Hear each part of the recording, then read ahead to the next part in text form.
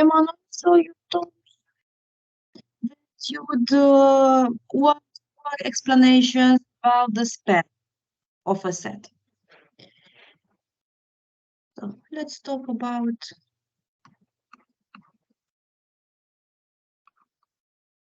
the span of a set.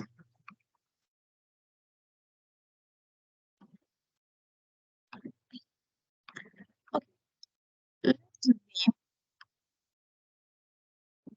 be a vector space. And S be a set could be S is not a vector space, it's just a subset of V. The span of S is the set of all the linear combinations formed with elements from S. Let's say that S contains V1, Vm. Then the span of S is the set formed with A1, V1 plus A2, V2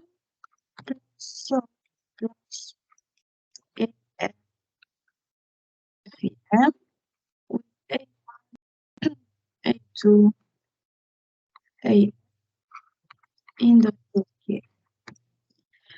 În română, spanul ăsta înseamnă acoperirea liniară dată de mulțimea asta. Adică e mulțimea formată cu toate combinațiile liniare ce se pot obține cu elementele V1, V2, Vm. Okay, so I have told you that this span means the set of all the linear combinations which can be obtained using the elements of V1, V2, the elements of S, which are V1, V2, Vm. This is the definition. Do you have in mind some examples or type of problems related to span? I didn't have time to search for a problem also. Okay, but the idea is that you would like to see an exercise, right? Or just explanations about the span? An example would also help a little to understand better. Okay.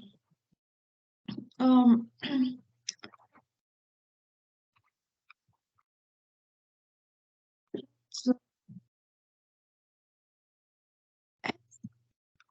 be set formed one, two, and two, three. Put them in two. Of course, two is on vector space, is a R vector space.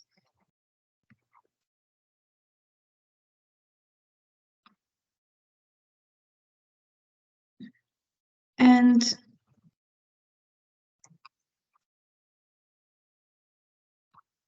let S1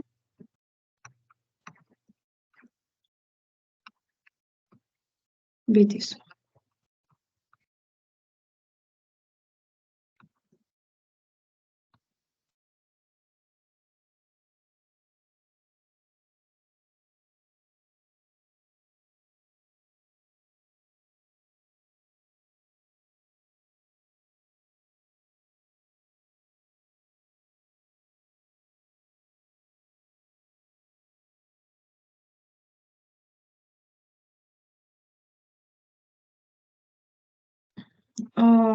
Sorry, just a change here. I have changed my mind. Mm,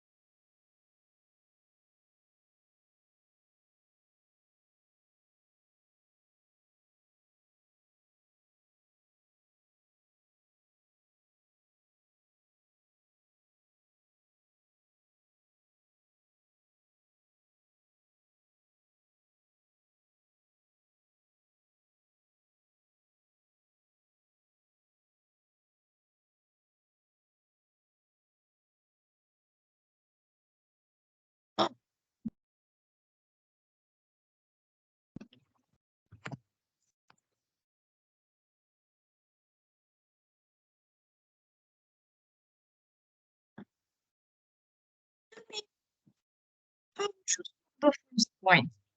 What we should do?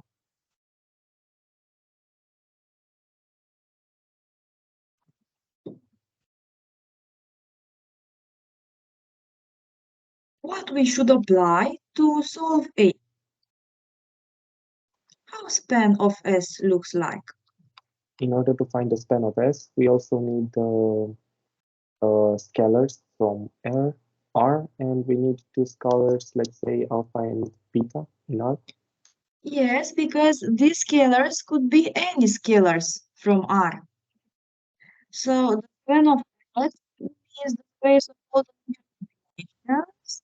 And as we have said, we'll use the scalars alpha and beta. So this is what times. Let's say that this is V1, okay? And this is V2.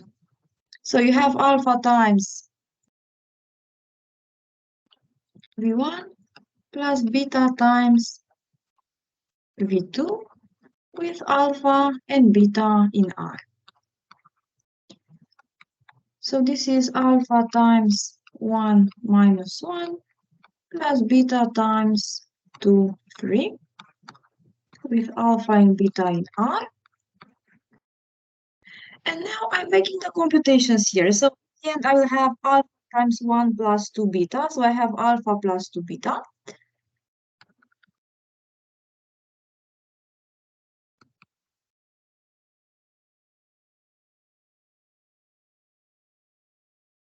And minus alpha plus 3 beta.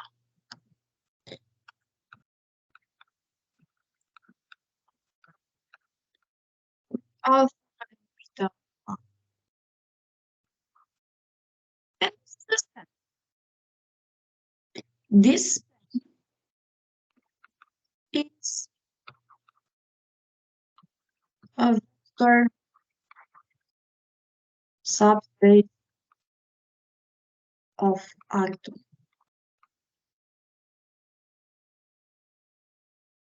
All the spans are vector subspaces. Okay, so this span here is actually a vector subspace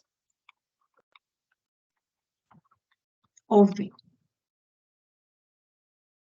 But this is a theorem of property. This is property. This is why I've written it in the different color. Okay, this is the property.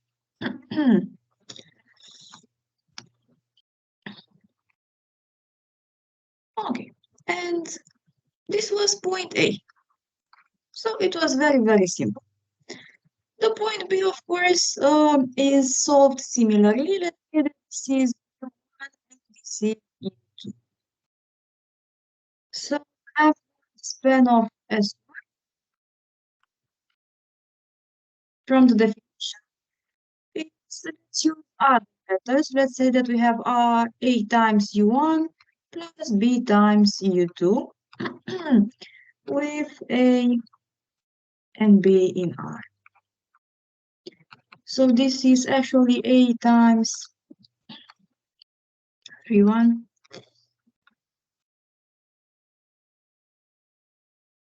plus B times 4 with A, B1. So we have that span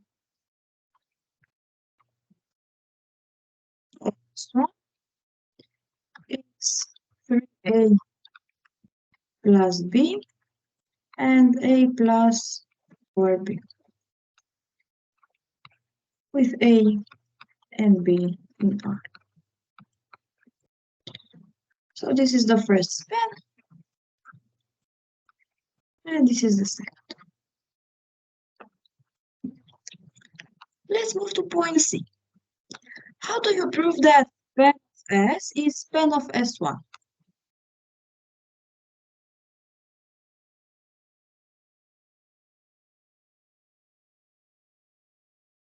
We can use double inclusion, for example.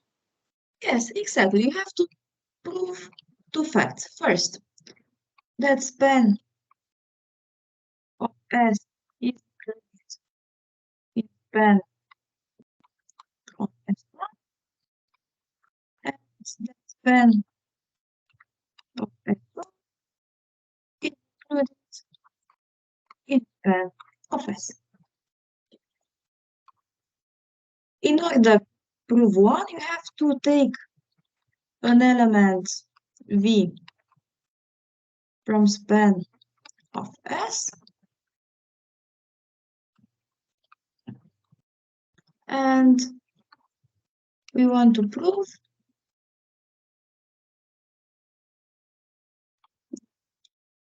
it also fits span of S. You know that V is in the span of S. So it means that there exists alpha and beta in R such that V is alpha V1 plus beta V2. So it means that V has actually this form. This is alpha V1 plus beta V2. Is alpha plus 2 beta and alpha plus 3. Everything is for you. So I didn't understand the full question. it's okay if you have questions until now. No, I understand. It's actually really nice. Okay. Then what you should do in order to prove that V is in span of S1? What you should do? We should take the form of V that we have in V and apply it so we have the form in the span of S1 and find out a relation between alpha, beta, and A and B. Exactly. This is the idea. So the idea is that we want to see if V is in span of S1, and for V to be in a span of S1 means that you have to find A and B. So you have to see if you can find A and B in R to see if A and B exist, such that is A plus B U2, which is equivalent with the fact that V should be 3A plus B and A plus 4B. Okay, and now you should find B, so you have to solve the system given by the following equation. And the equation is alpha plus 2 beta and minus alpha plus 3 beta, this vector.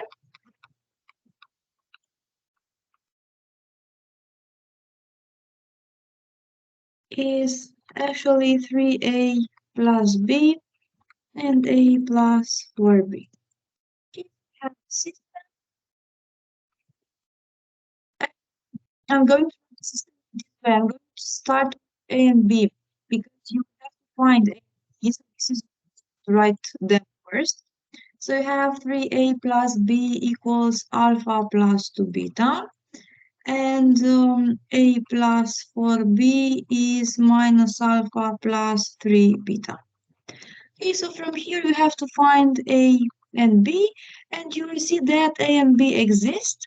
So B will be in span of S1. Okay, and the first statement is proved. Of course, that the second statement will be proved in a similar manner, and in the end, you have that the span of S will be the same with the span of S1. Do you want me to continue solving this?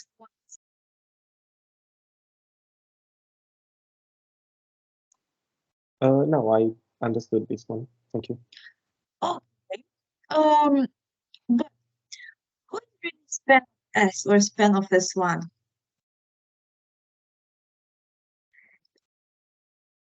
So in order to prove that span of S is span of S1, you have this method. But in this particular case, you could use another method to prove that span of S is equal to span of S1.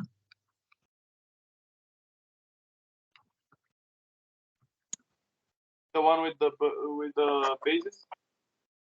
The basis.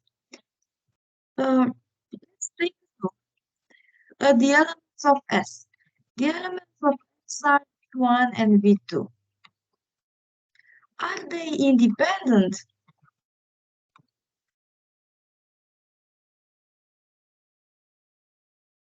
Are V1 and V2 linearly independent? Is S a linearly independent system?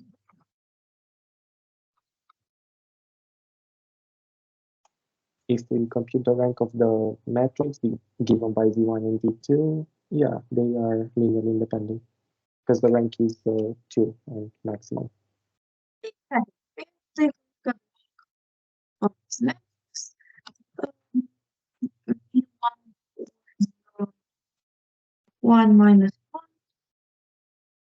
and 2 is 2. So the rank of this matrix is 2. So S is a linearly independent system. But how many elements has C? How many elements? S, sorry, not C. Oh, S. 2. 2. So you have 2 elements, V1 and V2, which are linearly independent. And S is included in R2. And the dimension of R2 is? Also 2. Yes. So it means that S is what for R2? Is a basis for R2. Yes. S is a basis for R2 or of R2.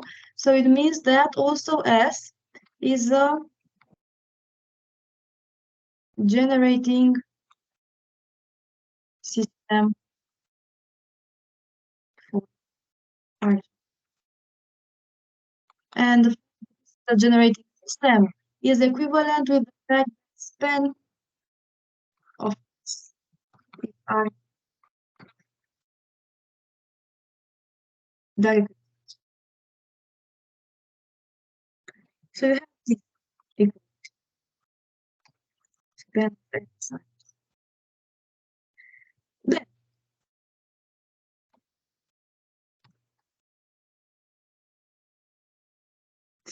the span of S1 will be again R2, and from 1 and 2 you have that span of S1 is span of S2. And we're done. Is it clear, Emmanuel? Do you have questions? No, I understood. Thank you. Welcome. Now let's solve point D, because one more point D here. You have to find the set which generates R2 accepting S and S1, because we have that S and S1 are generating systems for R2. Now, let's write how an element of R2 looks like. So we have all the vectors which have the form, let's say, A, B, with A and B in R. How to find a simple generating system from here?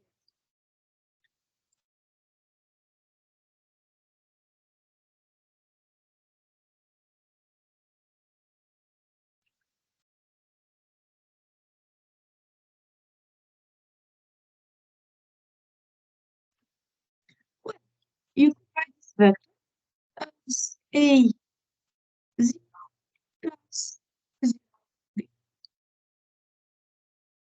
with A and B. And this is actually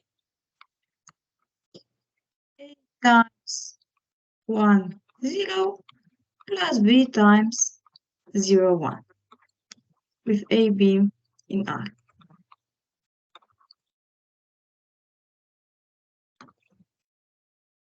So, who is a generating system for R2?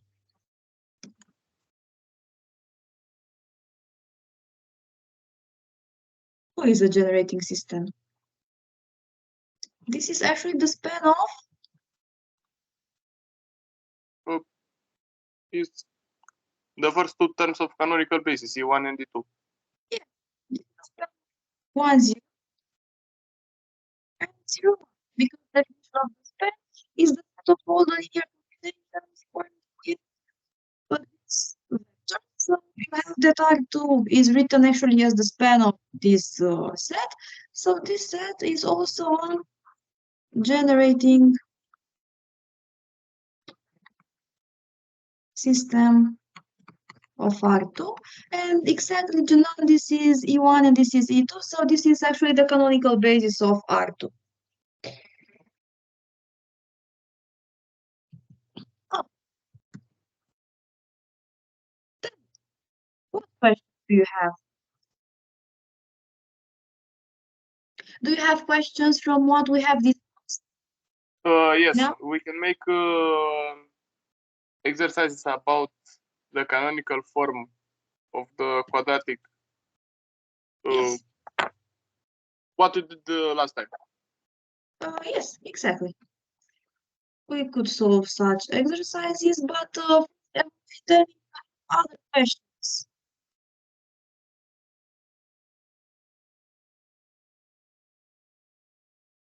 Am I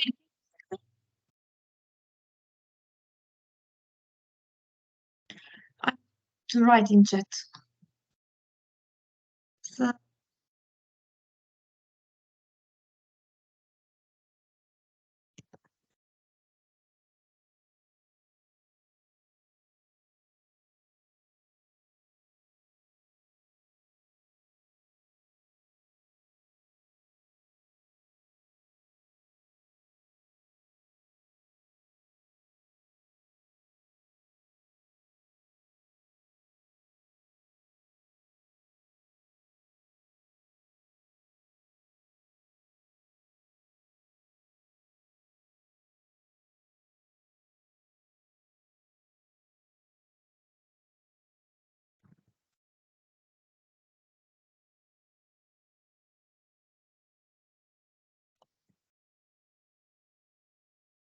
Mohammed, questions?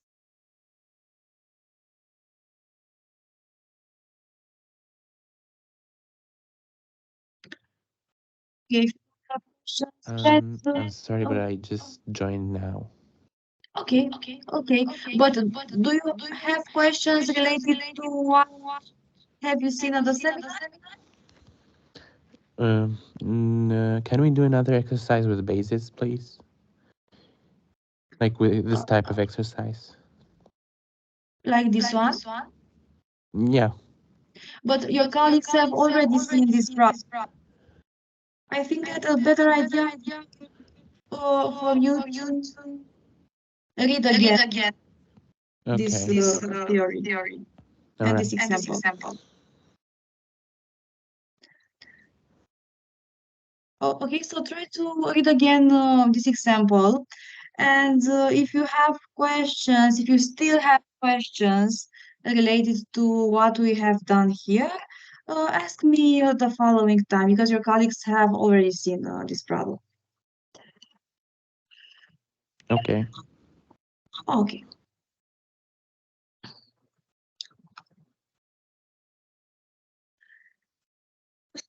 Let's talk about so let's talk about the canonical form for quadratic form.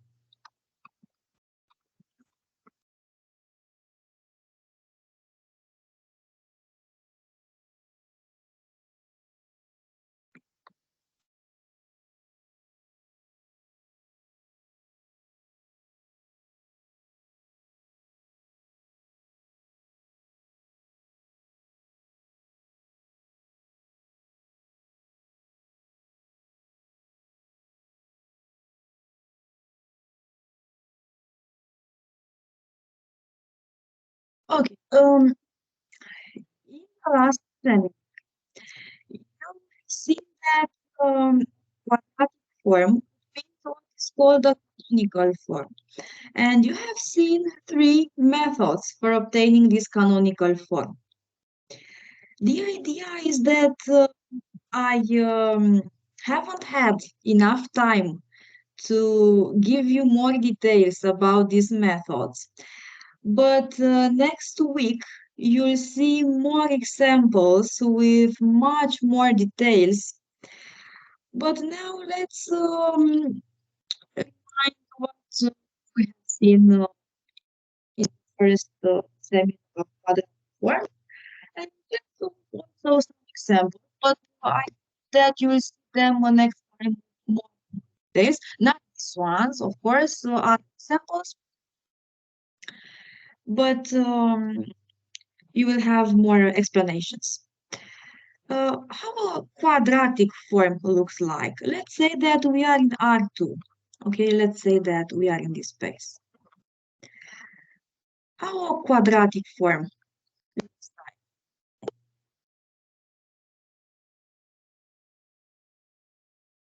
This is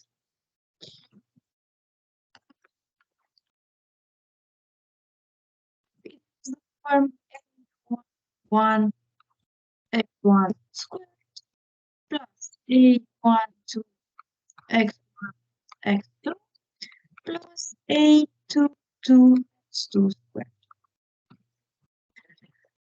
Of course, a1 1 2 a2 2 are in R, and this is defined for each x x1 x2 from R2. Okay, so the Q is quadratic form.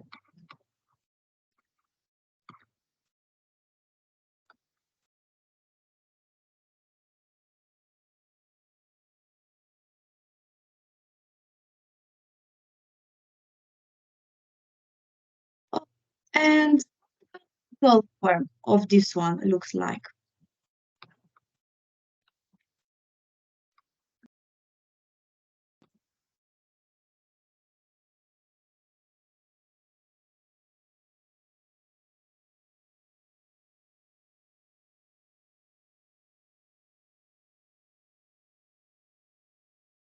Canonical form will be. It's alpha, let's say, times x prime at power 2 Yes, plus beta multiplied by x prime 2 at power 2. yes, exactly. This is the canonical form of X. Of course, alpha and beta are in R.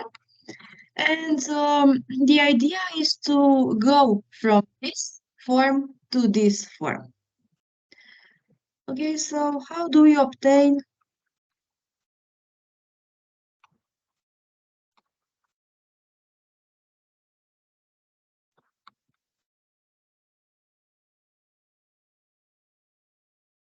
the canonical form?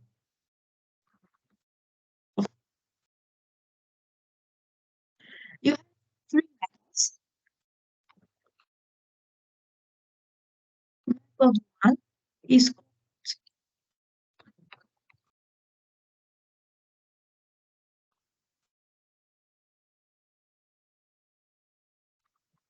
Gauss method.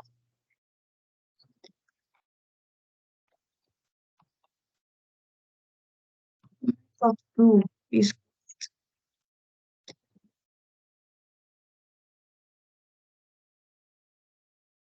eigenvalues and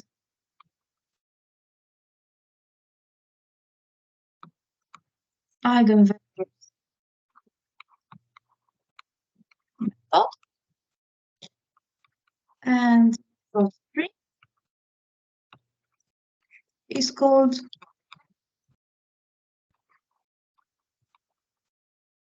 the Jacobi method.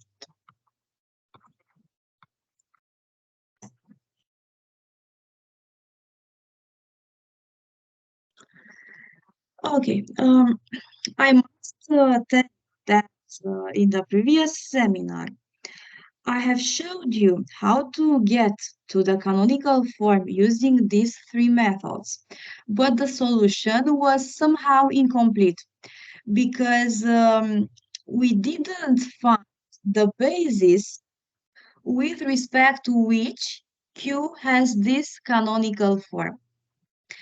And I avoided to solve you entirely the problem because you haven't seen yet the theory of the course. And this is why I haven't told you anything about the basis. And then I'm not going to give you more explanations about the basis because you haven't seen them at the course yet. But when you see them, you will be able to find them.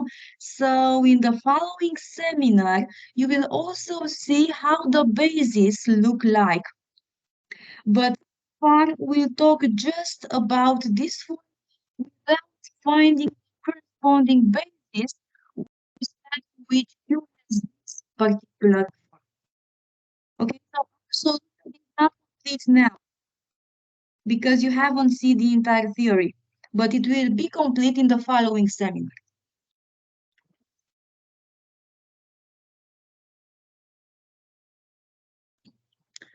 And let me give you an example.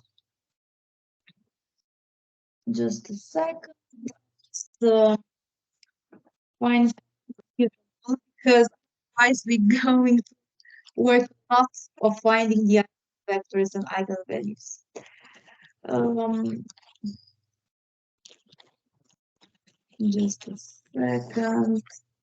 I have some problems here. Well, let's take a look at these examples.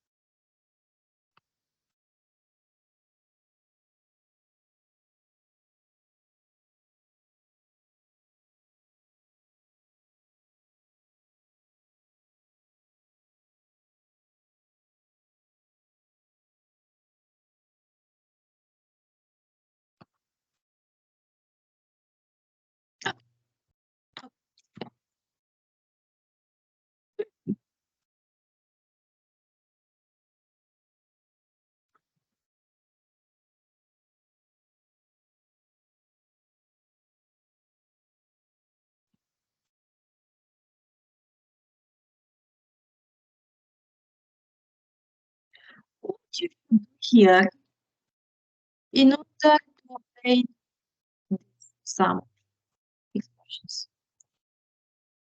You have to factorize it. Which means what? So we can divide the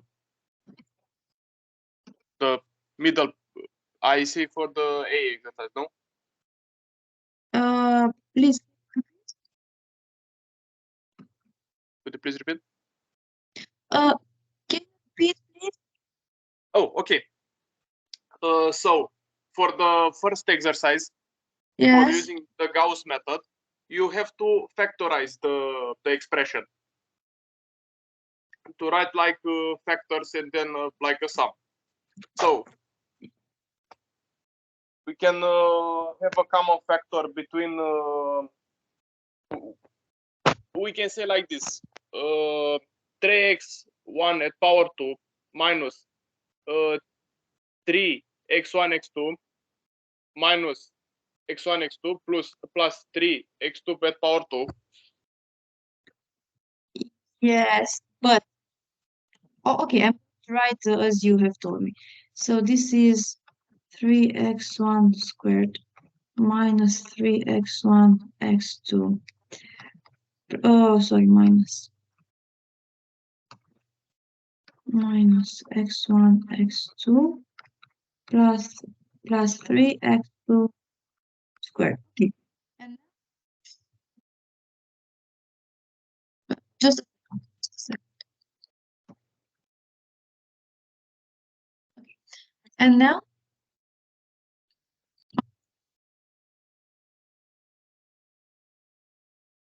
From the first part, we'll give common factor 3x1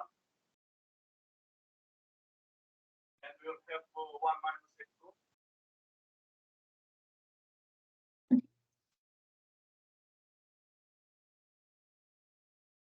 And from the next one, we'll also put minus 3x2, but we need something more. yes, and you don't have a square here. Yes. You want to obtain a square in the end, so it Not so good. this won't help us. Okay, the method that you could use here. So I'm going to cut it in this way.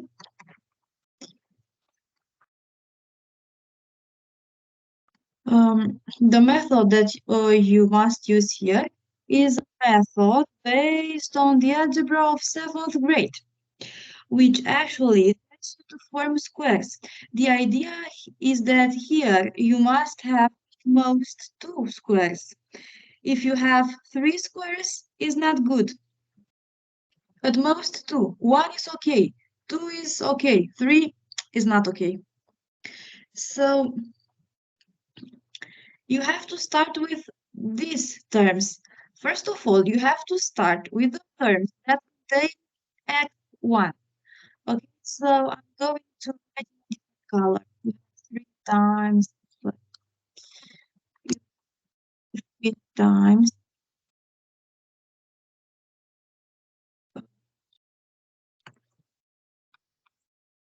x1 squared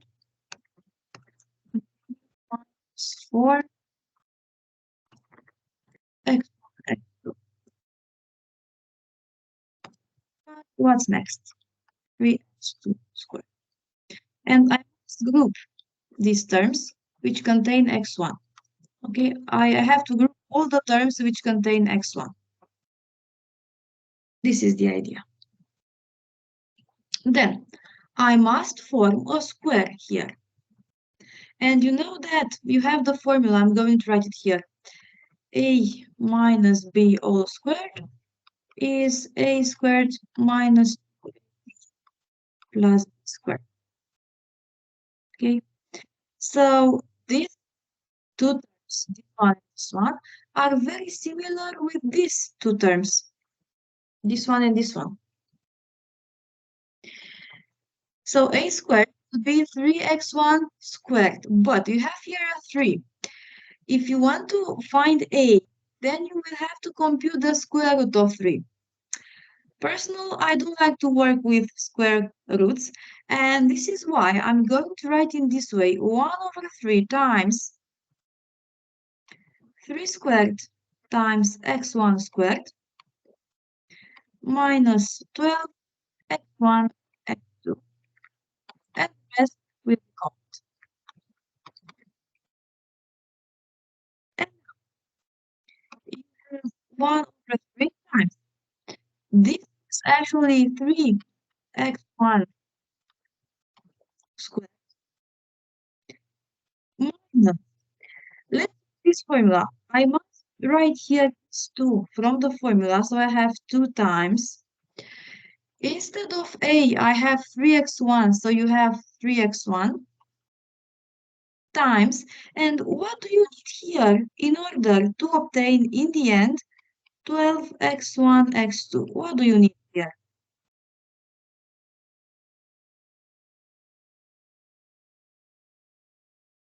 Uh, 2x2. Yes, 2x2. So it means that b from here is 2x2. And I must add at the end b squared, I must add 2x2 squared, and then subtract what I have added. Okay, so I have plus 3x2.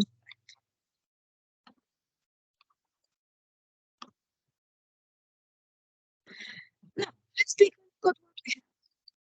We have 1 over 3 times 3x1 squared minus 2 times 3x1 times 2x2 plus 2x2 squared. I will close this bracket here, and I write minus 1 over 3 times this one. So I'm going to write minus 1 over 3 times 4x2 squared from here. And then I have a plus 3x2 squared. Plus 3x2 squared. Okay, so this is 1 over 3 times, and this expression is, who is this expression?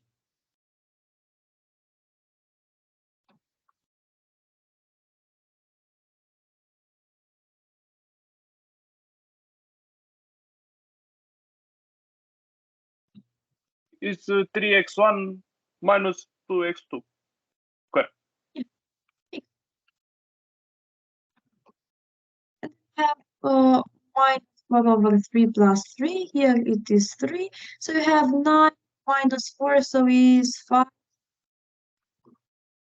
5 over 3 x2 squared.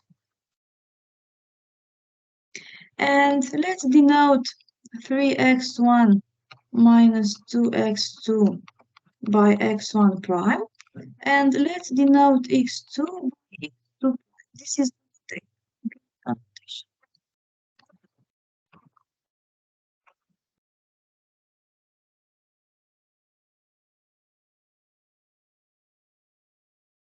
And it is q of x will be 1 over 3 times x1 prime squared plus 5 over 3 times x2 prime squared. And this is a canonical form. I've told you that a canonical form is not unique. But what is unique for a quadratic form, no matter how the canonical form looks like, is the signature.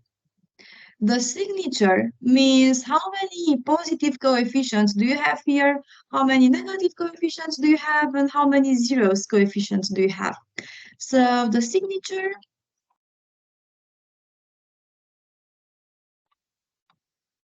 is how many positive coefficients do you have? Plus do you have? 2. So this is 2. How many negative coefficients do you have? 0. Okay. And how many zeros do you have? Zero 0. coefficients do you have? 0, because you must have here at most 2 coefficients, and because they are different from 0, it means that you don't have 0 coefficients. So this is the signature, which will be the same no matter the method you use. Okay. I've told you that there is a basis with respect to which Q has this form, but I won't give you details today. So let's move to method 2 for the same quadratic form.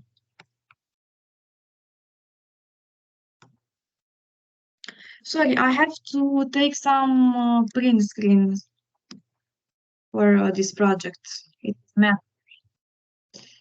So go to this. Let's try it again.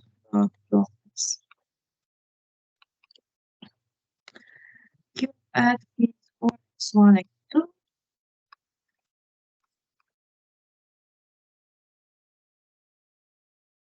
minus x.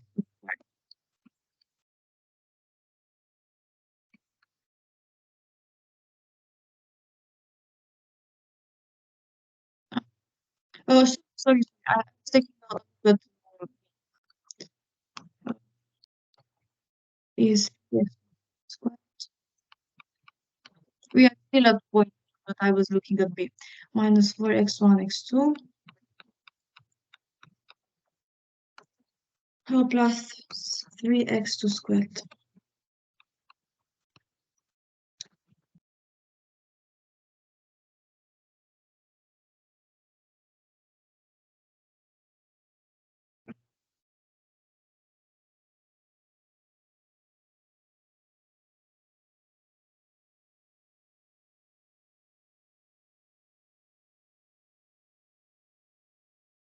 Method 2 is based on what?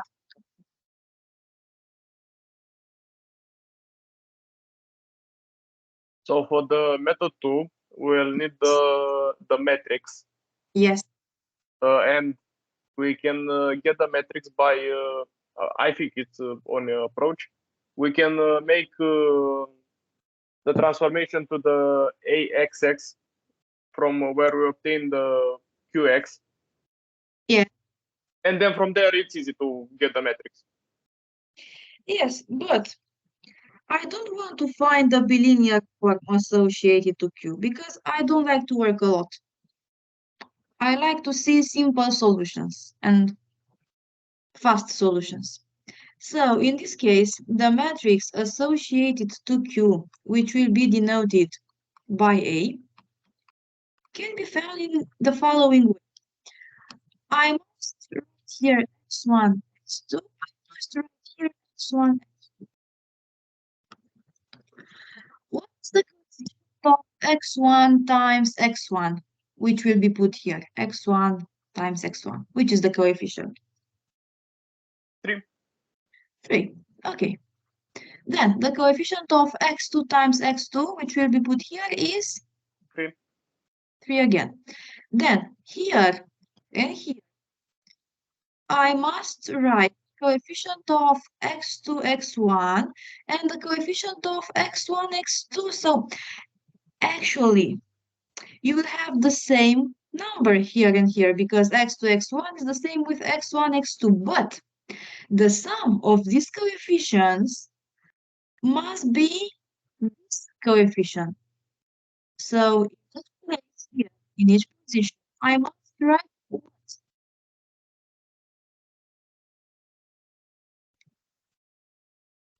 is right here and here.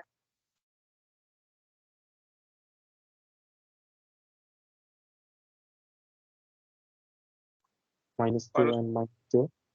Yeah, minus 2 and minus 2. Let's make a quick check.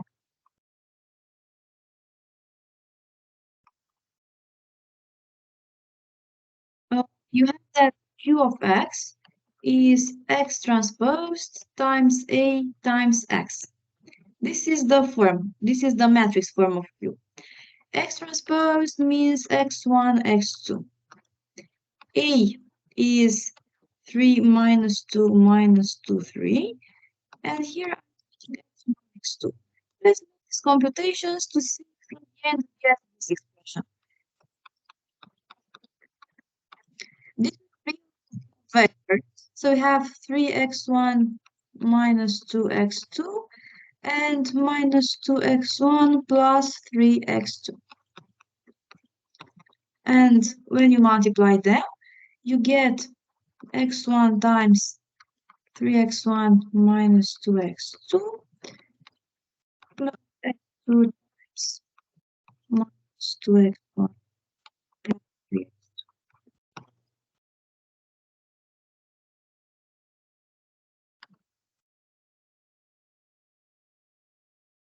You have here minus 2x1 x2 and here a minus 2x1 x2. So in the end, from here and here, we'll have a minus 4x1 x2. So you see that in the end you get q of x. So it's fine.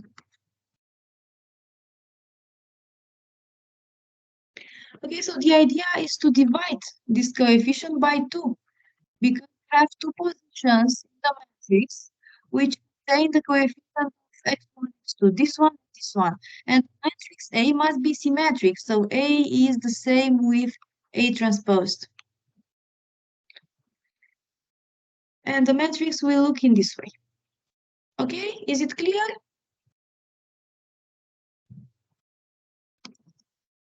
Yes.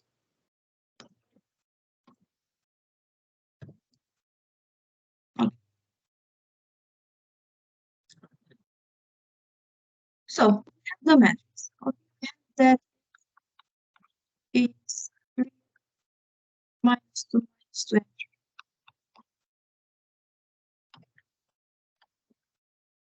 Okay, is it?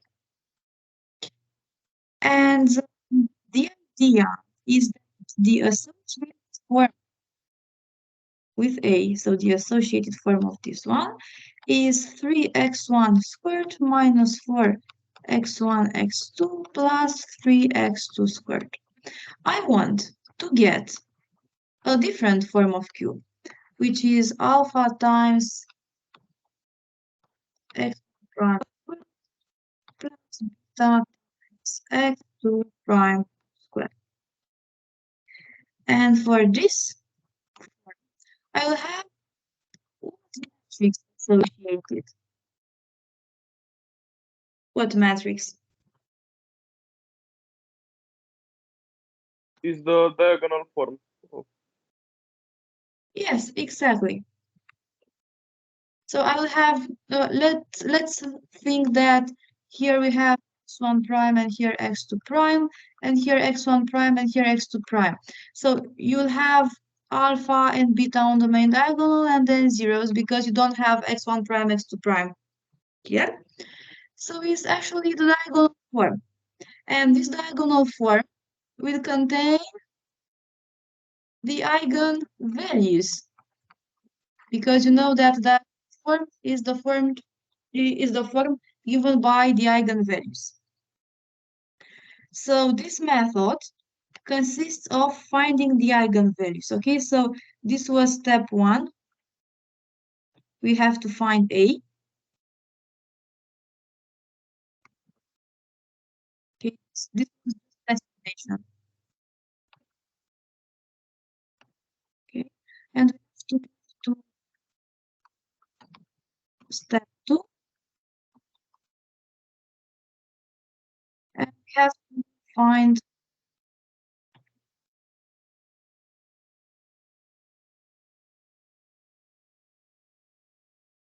the eigenvalues of A. So this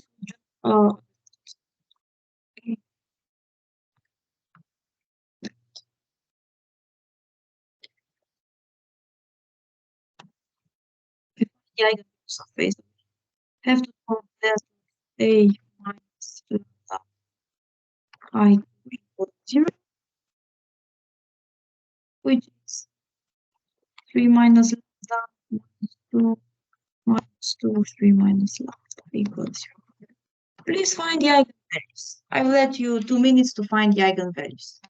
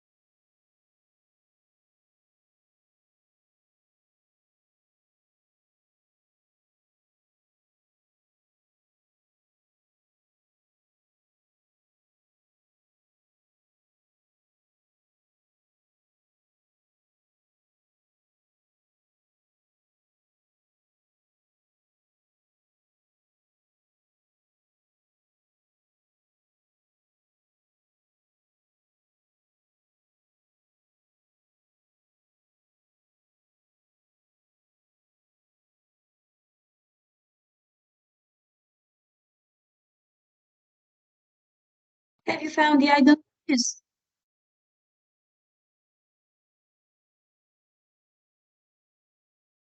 Just a little bit. Okay, I'm waiting.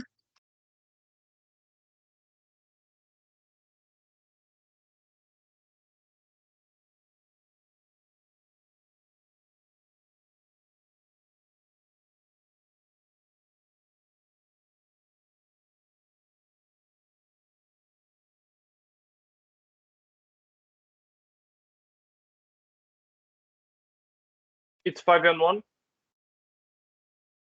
Yes, 5 and 1. Did all of you manage to find the eigenvalues? Yes. Okay, so lambda 1 is 1, lambda 2 is 5. And step 3, step consists in writing q of x using lambda 1 and lambda 2. So this is lambda because alpha is lambda 1. Lambda 1 x1 squared plus lambda 2 times x2 squared. Is x1 prime squared plus 5 x2 prime squared. Please take a look at this canonical form. Do you see that you have different canonical forms? You have different expressions, but the signature is The same. The same, exactly.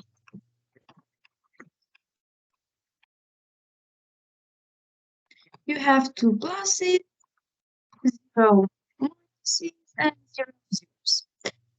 Maybe it's a good idea to write here that we must also find the basis with respect to which has this, not, but let's write canonical in the general case, this canonical here.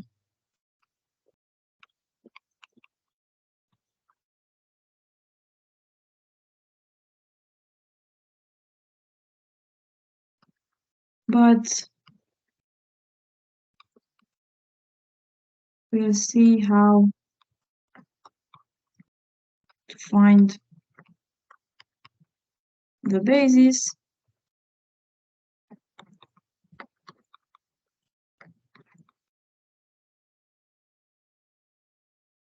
in the following sentence.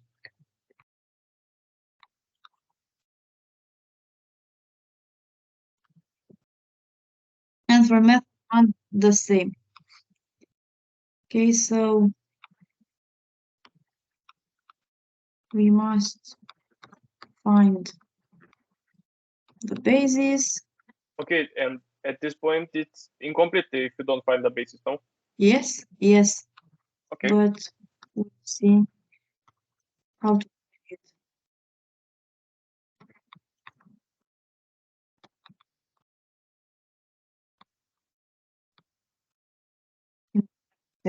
I here I'm writing here because your colleagues that are not present now will see the solution and I will think that okay, this is it, this is all we have done, but it's not. It's not because you haven't seen the entire theory, but I think that is better that I have written this remark here. Okay, so we have an incomplete solution.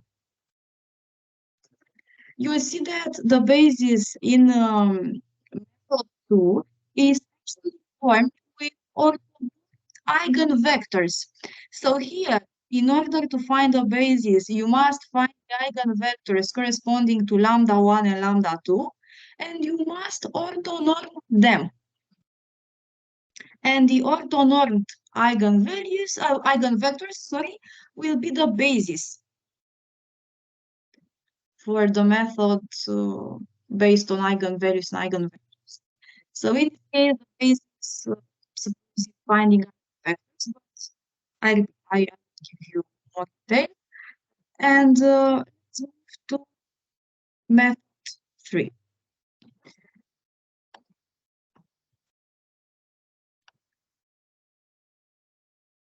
Method 3, which is called the Jacobi method. Let me write it again. Before.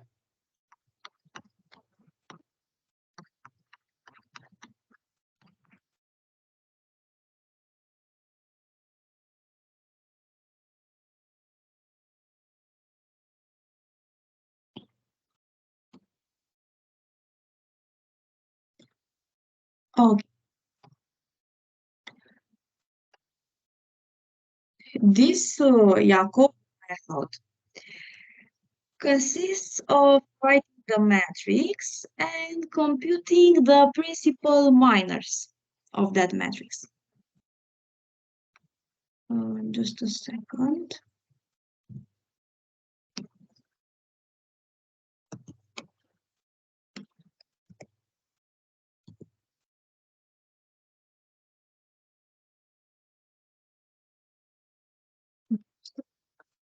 I have to take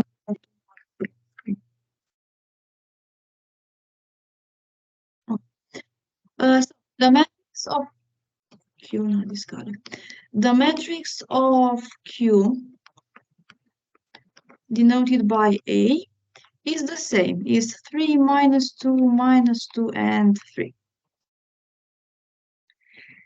And you have that delta 0 is 1 from the theory. So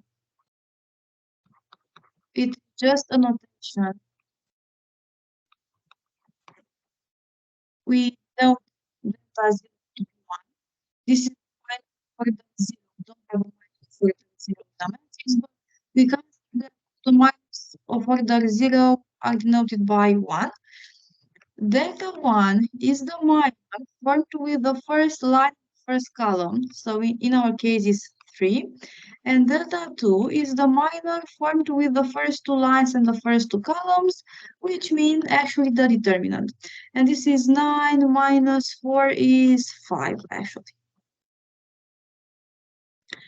And this method tells that f of x with delta 0 over delta 1 times x1 prime squared plus delta 1 over delta 2 times x2 prime squared. And in this case, it's 1 over 3 times x1 squared plus 3 over 5 times x2 prime squared. So this is the canonical form, which you see is totally different from the ones that you have seen before. It is not this one, and it's not equal to this one. So there are different canonical forms, but the signature will be the same.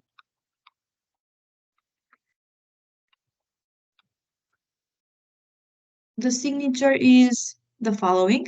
You have pluses, 0 minuses, and 0 zeros. So the signature is the same. And again, we must find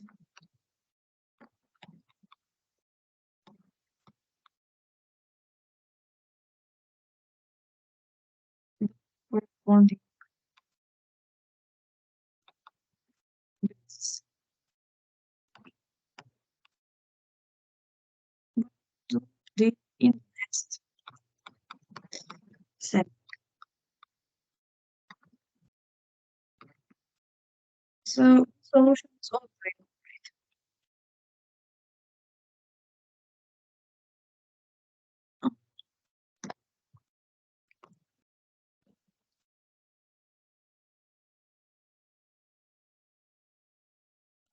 then you have questions. I have a question. For delta 1, we necessarily have to use the first element, or can we use any element?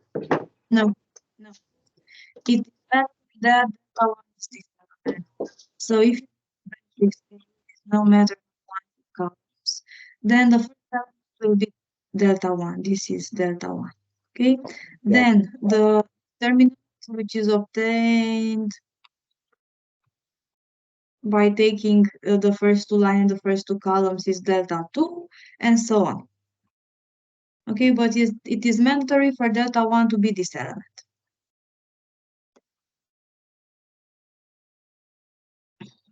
Other questions?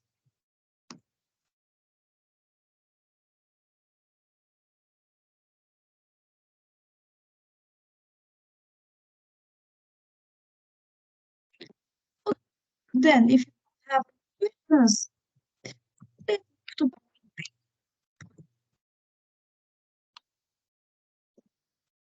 let's move to point B. Let's show you again. SQ at point B. Do you think that you managed to find the canonical form of Q by yourself using the three methods presented earlier?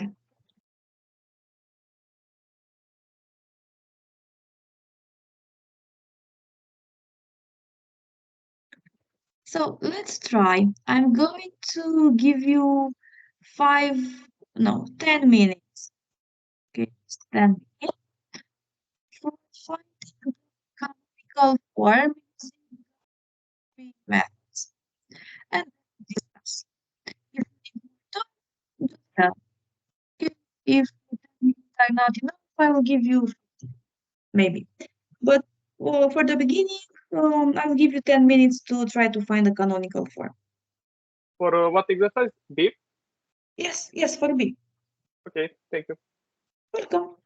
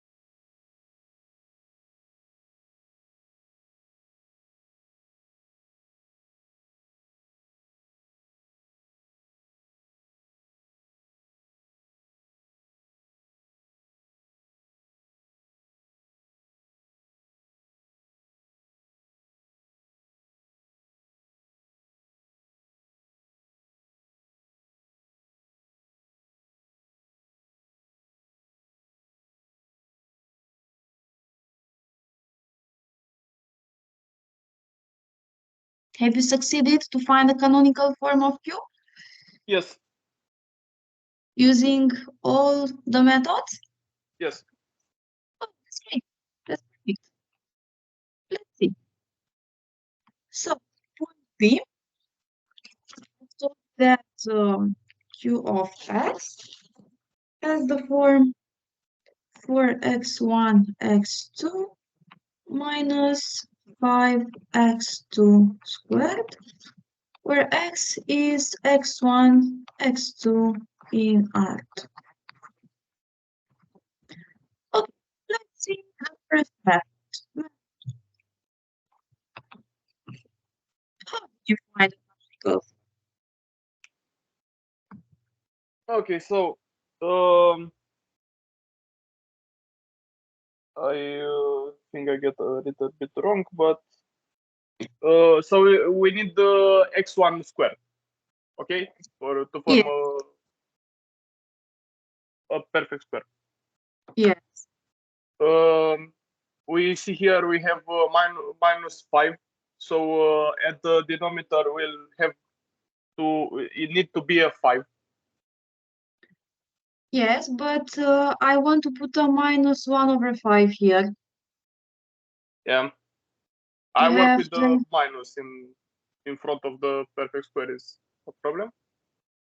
no, no, it's fine. Okay. So you have this one,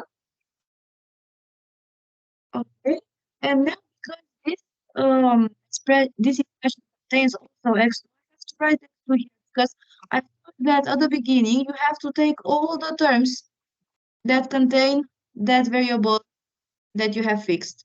So because x2 appears here and here, I must also take this term and it will be minus 20 x1, x2. I have to use both of them because both of them contain x2. Okay, it is mandatory. Otherwise, I will obtain 3 or 4 or more terms, which is not correct. And this is actually, I'm going to write from here. This is actually minus 1 over 5 times, and this is 5x2 squared. It's 5x2 squared. Then you have minus 2 times, and this is 5x2 from here times what? What do you need here? We need a 10x1. No, You already have 10. 2x1. Yes, just 2x1. Okay? Yes. And then you have to add 2x1 squared and you must subtract. And because it's the bracket, so I have minus 1 5 times. I'm going to copy again these terms.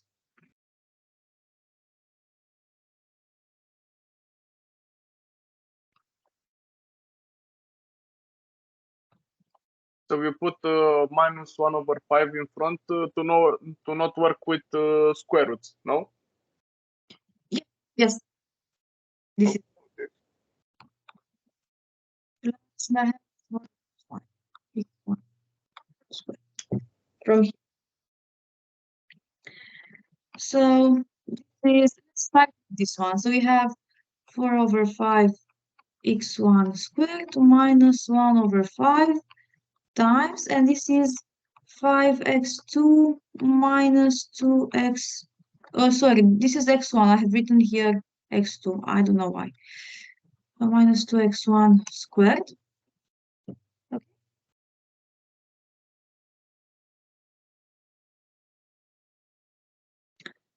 So then, if you take x1 by x1 prime and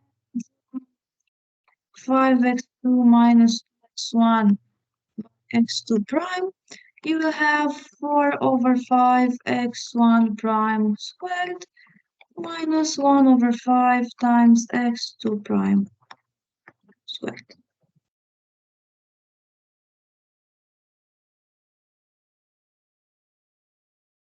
Okay, and the signature? You have one term with plus, one with minus, and zero with zero. Yes.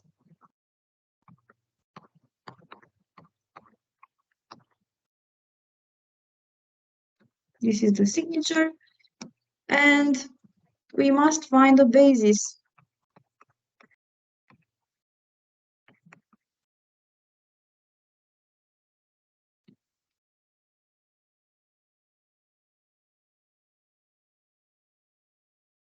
Don't forget about the base.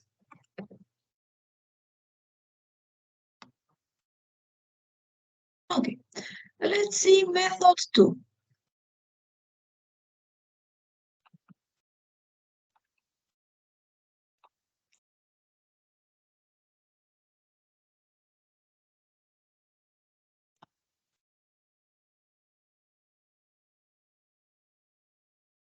Let's see method 2.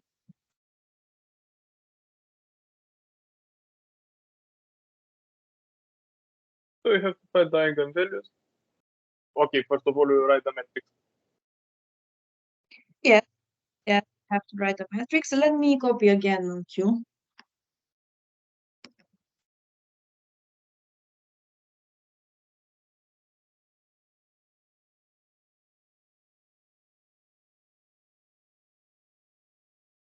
So the matrix of Q, which is denoted by A, will be 0, 2, 2, minus 5. yes. Exactly. We have here x1, x2, x1, x2. You have to divide by 2 and to put here 2 and 2. This is a symmetric matrix. So you have that A transpose is A. You must check this fact. If A is not symmetric, means you are wrong. Okay, and after that, we must find what? The eigenvalues. So we compute the determinant minus lambda 2, 2, minus 5, minus lambda. Yeah.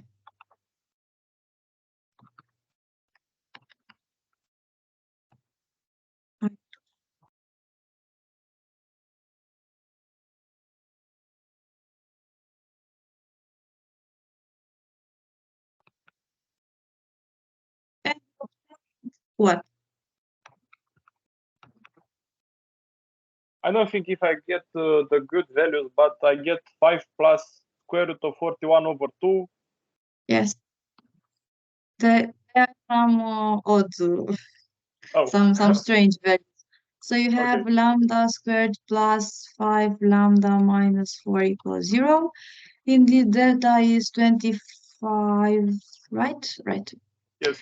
Is 25 plus 16 is 41. Yes, yes, it's correct. Okay. So you have that lambda 1 is 5 plus square root of 41 over 2.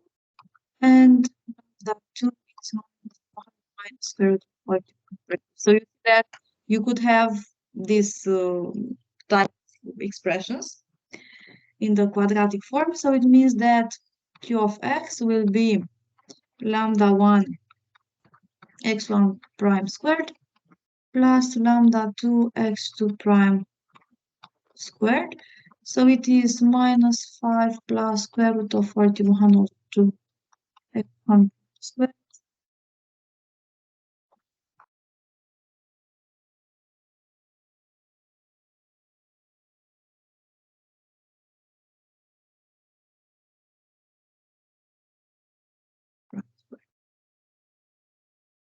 So it means that the equal and the signature is It's the same. the signature is the same. You have one plus, which is this one minus, which is this one, and zero zeros. Okay, and don't forget about the basis.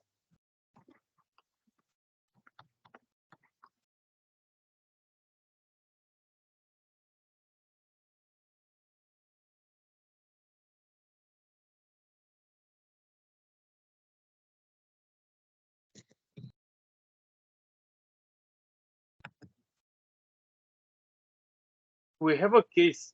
Okay. for real numbers, not the one we get complex values for lambda.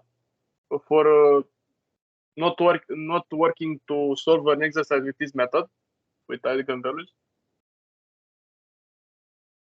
No, Okay. because you have only different values. You will have the case. The matrix is symmetric, and the theory tells you that have a symmetric matrix, then all the eigenvalues are real. And you will see that in our case, you'll have all diagonalizable cases. So no, you will have in all examples this method which you apply.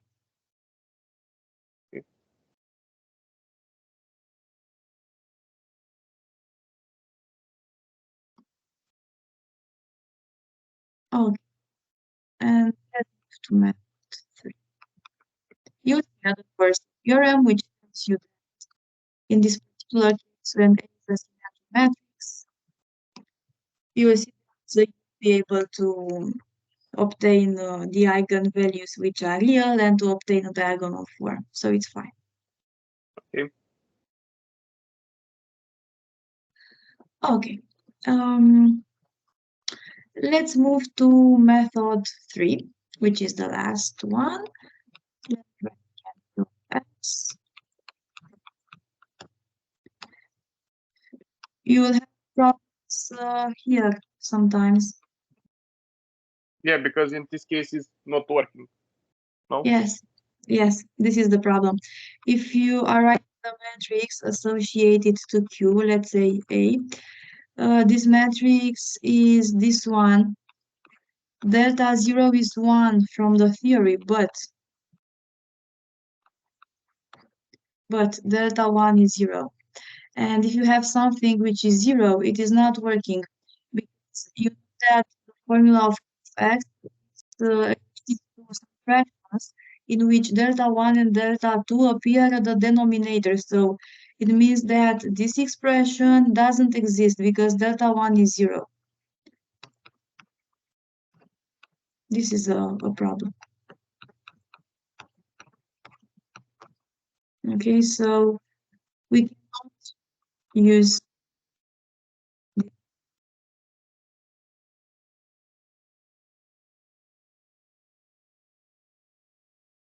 so not all the methods use all the time.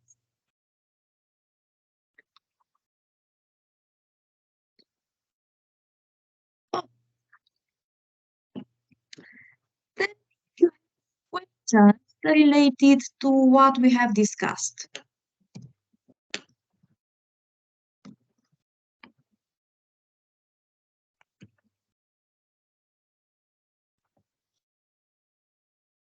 Do you have questions? For me it's fine. I understand better. Okay.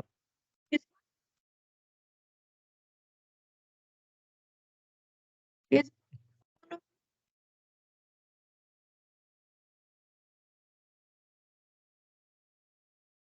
We can't understand.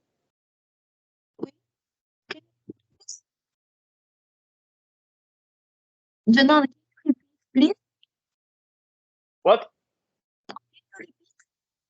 Oh, I told it is fine. I understand better now. Okay. I'm glad to hear this fact. Just a second, let me download the attendance list. Okay, I know that you're present because I have talked to you a lot. Also, I know that your colleague Emmanuel is here, but I know that he has a problem with the microphone because he wrote in chat. So I it's fine. managed to solve it halfway. Sorry, can you repeat, please? I managed to solve it. Okay, now I hear it's fine. And Mohammed, are you still here? Do you still here? Yes, I am. Okay, that's Okay, that's perfect. Thank you. perfect. Thank you. So if you don't have questions, we'll meet again the following week. Have a nice week and have a nice And day. have a nice day. Have a nice Thank day. you. Thank you. Have a nice Have a nice day. day. Goodbye. Thank you. Thank you. Goodbye.